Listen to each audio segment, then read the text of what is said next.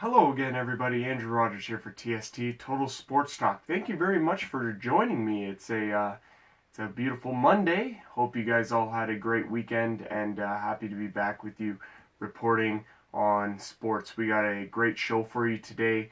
There's a lot of information to go through. We got the NHL playoffs. I had a couple games there last night. We had a big OHL tilt last night between the Erie Otters and the Owen Sound Attack that I was fortunate enough to be at and witness firsthand. I'll get into that a little bit later on. The NHL's draft lottery was held over the weekend. We'll have the complete list for you, and we'll update you on what's going on in the NBA's basketball playoffs as well. It's a big show, so let's dive right into it. All right, first thing we're going to talk about is the NHL playoffs. The Nashville Predators defeated the St. Louis Blues 3-1. Nashville leads that series 2-1. Nashville's playing beauty right now. Pekka Rinne basically stood on his head in game number 3 to put the Preds up 2-1 in this series. They've been a big surprise in the NHL playoffs, in my opinion, so far, and I've been really impressed with what they've been doing.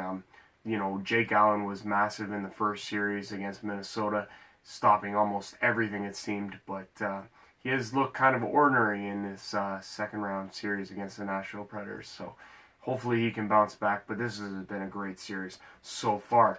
The other game had Anaheim defeating the Edmonton Oilers 6-3. This was a big shocker. Anaheim, they looked like a different team than the one that swept Calgary in the first round.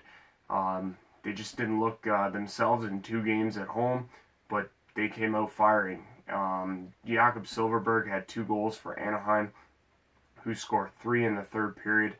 Cam Talbot, it's just a rough night for him, and it's kind of been the whole story of the Edmonton Oilers in the playoffs this year. They've kind of had good games, they've had bad games, they've been kind of inconsistent at times, but they managed to get the job done in the first round against San Jose, and they got a nice little 2-1 lead now.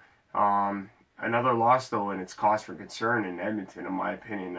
How they can win 2 on the road in Anaheim and then go on to lose 1 at home in front of their home fans at Rogers Place. That's kind of demoralizing for the franchise, but I'm sure they'll bounce back in game number 4. That'll be a huge one for sure. You don't want to give Anaheim any more momentum than they've already gotten. As far as tonight goes in the NHL, we got 1 game on the schedule. The Washington Capitals are into Pittsburgh to face off against the Penguins in game number 3.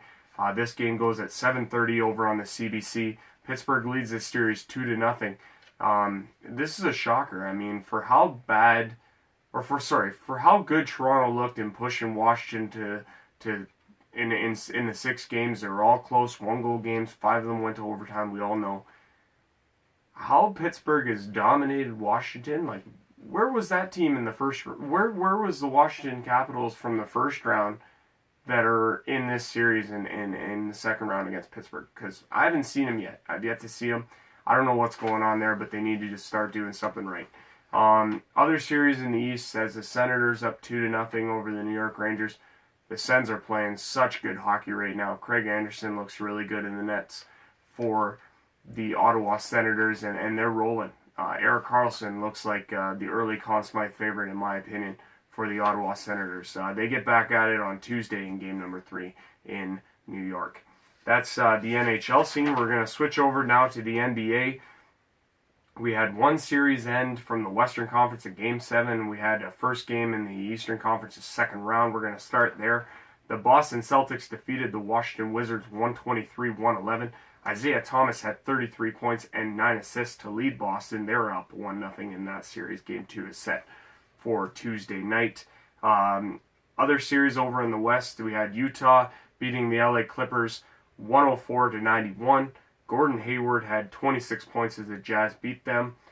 Game number 7 to advance. Jazz will take on the top-seeded Golden State Warriors. It's not going to get any easier for them. Obviously, Golden State comes off a sweep in the first round. They will be well rested and ready to go. The big story, I guess, in this one had Paul Pierce playing his final NBA game. He announced earlier this season that this season would be his last. He finished with 6 points and 3 rebounds in his final NBA contest. What a career, Paul Pierce. Seemed to always kill the Toronto Raptors anytime they were in the playoffs, whether it be with the Brooklyn Nets, or whether it be with the Washington Wizards, any team that he ended up playing for, whenever they faced Toronto, he was a Raptor killer. But what a career for Paul Pierce, and it's sad to see it end. Tonight in the NBA, we got the Toronto Raptors in action against the Cleveland Cavaliers in Game 1 of their Round 2 series. This is going to be a tough one for the Toronto Raptors. I believe that the additions of Serge Ibaka and PJ Tucker will be a huge difference for the Toronto Raptors in comparison to the team that they put on the floor last year in the conference finals against Cleveland. Cleveland comes in well rested. Obviously, they swept the Indiana Pacers in the first round. It'll be interesting to see how this first game goes. It'll be a real interesting start to this series, and we'll see how that goes, obviously, for sure. The second matchup tonight has Houston in the San Antonio to face off against the Spurs. That's Game 1 of their second round series. Now, switching over to the Toronto Blue Jays. Boy, you gotta love the fact that they were able to string 2 wins in a row together and win a first series of the year. So things may be looking up. Who knows? They defeat the Tampa Bay Rays 3-1. This game kind of didn't go exactly the way the Jays had thought it was going to go. Aaron Sanchez came back and made his first start since being activated off of the 10-day disabled list. He hasn't pitched in a little while, but he had to leave after the first inning due to a cut on his finger, and apparently it was bad enough that he had to exit the game, although the bullpen for what seems like the first time all season come in and do a remarkable job the rest of the way and shut down the Tampa Bay Rays on an afternoon too where Chris Archer was absolutely dealing. It seems like anytime he faces the Jays it could be either or, but Chris Archer was dealing into the 8th inning where the Jays finally got to him. They score 3 in the bottom of the 8th inning, and Roberto Osuna saves his 3rd game of the season. It's nice to see him get back on the right ship there because he's been struggling, and picking up the saves is huge for Roberto. Now the Jays are in the Bronx tonight to face off against the New York Yankees for the first of 3 in New York. It'll be Marco Estrada for the Toronto Blue Jays. He's 0-1 on the year against Luis Severino for the New York Yankees. He was 2-1. That game will get started at 7:05 at Yankee Stadium. Now, switching over to the OHL and the OHL playoffs, as I was mentioning, it was a rough day and a rough afternoon for everybody at the Harry Lumley Bayshore for the Attack and Erie Otters game this afternoon. Yesterday afternoon, excuse me. This did not go the way the Attack foreseen it. Early on in the game, it's 1-1, just about to end in the first period, about 5 minutes to go in the first period. And Santino Centorame, the team's captain, one of the 3 overagers that the team has, takes a penalty for slew footing that the ref calls, and it's an immediate 5-minute major in a game misconduct, and Santino is forced to sit the rest of the way. Needless to say, this was a huge blow for the Owen Sound Attack. Personally, I'm never in favor of seeing a game of that much importance decided by the referee on the ice.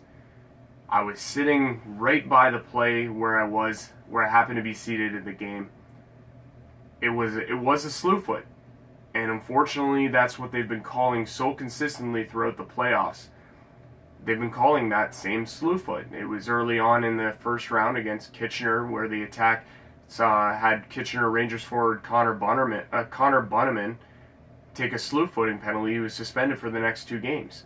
And that could have been a huge deciding factor in how the series ended up playing out. But again, so the Attack lose their captain, their leader, Santino Centorame, on the blue line. They're forced to go with 5D, and it was evident that they were supremely outmatched throughout the entirety of this hockey game. They managed to keep it close and respectable until Erie just blew it open in the 3rd period. Do I believe that the impact of Santino Centorame in the whole game would have changed the outcome? I do, because he's that good of a defender. He's that good of a player. But boy, does Erie look good. The thing with Erie is that anytime they were on the ice, it always looked like there were 7 of them out there. because they were just that good. I personally am really looking forward to this OHL final. Erie against Mississauga Steelheads. Game 1 goes Thursday in Erie. This will be a fantastic series. 2 high-scoring offenses. Be really interesting. It'll be a nightmare for the goalies, but that's what it's going to come down to. Who's going to stop the last one? And who's going to walk out as the OHL champion and head to the Memorial Cup in Windsor. But yeah, Erie. So they win in 6 games, and Anthony Cirelli, 3 goals and an assist. He was a beauty. Dylan Strome, the captain. Can't say enough about this guy. 2 goals and an assist. Alex DeBrincat had 2 assists for the Erie Otters. And Troy Timpano, that's a really interesting story. Troy Timpano was pulled twice against the London Knights in the series prior to the one against the Attack. They come into the series against the Attack, Erie, and they start Joe Murdica. Now, really interesting move, but they opt to go with Troy Timpano in game number 3 after Murdica loses 4-3 in overtime in game number 2. It's a really interesting move, but boy does it end up paying off as Erie's able to wrap off 3 of the next 4 and take the series in 6 games. So like I say, Erie will open at the OHL Championship at home versus Mississauga Thursday night. And finally, yeah, the NHL Draft Lottery went over the weekend. And boy, what a day it was to be a New Jersey Devils fan. So not only do they get news that Ilya Kovalchuk wants to return to the NHL, they get told that their representative from New Jersey is going to meet with Ilya Kovalchuk's agent sometime this week. Not only do they get that great news, but then they win the NHL Draft Lottery. So here's a complete list. You got the Islanders at 15, Tampa at 14, Winnipeg at 13, Carolina at 12, LA Kings at 11, Florida at 10, Detroit at 9, Buffalo at 8, Arizona Coyotes at 7, the Las Vegas Golden Knights with their first ever draft lottery pick come in at number 6. It is the highest draft position of an expansion team in the National Hockey League's history, number 6. No expansion team has ever drafted outside of the top 3. Vancouver comes in at number 5. Colorado, after finishing well below every other team in the National Hockey League, in dead last in the NHL, will open up the draft lottery at number 4. They slipped from number 1 to number 4. Just unbelievably bad luck for Joe Sakic and that Colorado Avalanche team. Dallas is number 3. The Philadelphia Flyers make arguably the biggest jump. They go from 13th to number 2. They will draft 2nd, and the New Jersey Devils will draft 1st. So not only do they get news that Ilya Kovalchuk wants to return, but they win the draft lottery and the option to draft possibly Nolan Patrick out of the Brandon Wheat Kings. Boy, that guy looks good. The most funniest thing about all of this is the tweet that Taylor Hall sent out, where he said he was pretty much the lucky person that when it comes to these draft lotteries. Of course, we all remember all of the draft lotteries that Edmonton won while he was a member of the Edmonton Oilers. He gets traded, of course, to the New Jersey Devils, and they win the draft lottery. Convenience? Who knows? Anyways, that's all I got for TST, Total Sports Talk. I hope you've enjoyed the show. Thank you very much for watching, as always, on YouTube and Facebook. I really appreciate all of your support, and I will keep the videos coming. And have yourself a great Monday. This has been Andrew Rogers for TST, Total Sports Talk. Keep your head up. Keep your stick on the ice. Rogers out.